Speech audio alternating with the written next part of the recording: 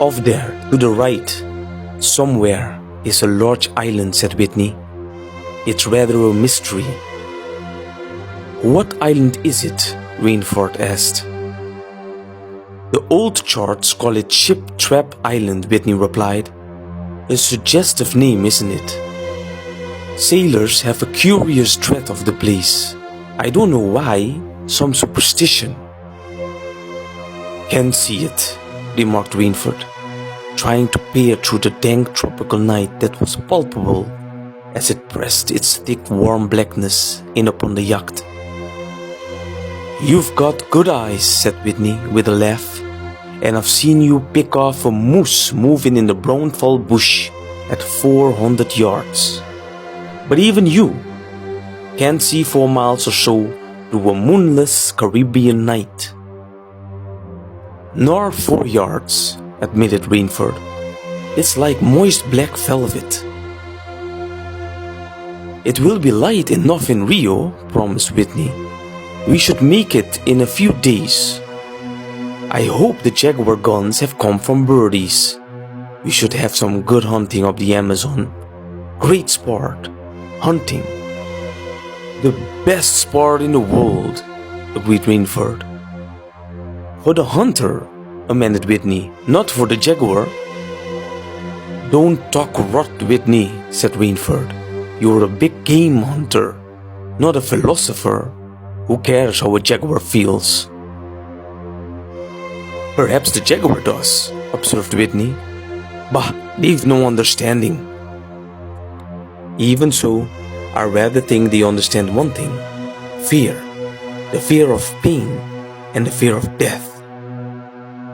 Nonsense, laughed Rainford. This hot weather is making you soft, Whitney. Be a realist. The world is made up of 2 classes. The hunter and the huntees. Luckily you and I are hunters. Do you think we've passed that island yet? I can't tell in the dark. I hope so. Why? Asked Rainford. The place has a reputation. A bad one. Cannibals? Suggested Rainford. Hardly. Even cannibals wouldn't live in such a godforsaken place. But it's gotten into sailor lore somehow. Didn't you notice that the crew's nerves seemed a bit jumpy today? They were a bit strange, now you mention it. Even Captain Nielsen. Yes, even that tough-minded old Swede would go up to the devil himself and ask him for a light. Those fishy blue eyes held a look I never saw there before.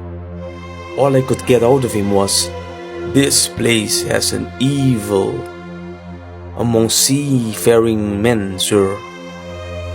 And then he said to me, very gravely, "Don't you feel anything? As if the air about us was actually poisonous." Now, you mustn't laugh when I tell you this. I did feel something like a sudden chill. There was no breeze. The sea was as flat as a plate glass window. We were drawing near the island then. What I felt was a mental chill, a sort of sudden dread. "Pure imagination," said Rainford. "One superstitious sailor can taint the whole ship's company with his fear." Maybe, but sometimes I think sailors have an extra sense that tells them when they are in danger. Sometimes I think evil is a tangible thing with wavelengths, just as sound and light have.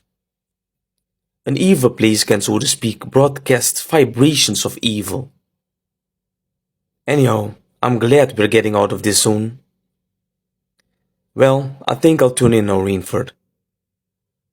I'm not sleepy, said Rainford. I'm going to smoke another pipe up on the afterdeck. Well, good night then, Rainford. See you at breakfast. Right. Good night, Whitney. There was no sound in the night as Rainford sat there, but the muffled throb of an engine that drove the yacht swiftly through the darkness, and the swish and ripple of the wash of the propeller. Rainford, reclining in a steamer chair, indolently puffed on his favorite beer. The sensuous drowsiness of the night was on him. "It's so dark," he thought, "that I could sleep without closing my eyes. The night would be my eyelids." An abrupt sound startled him.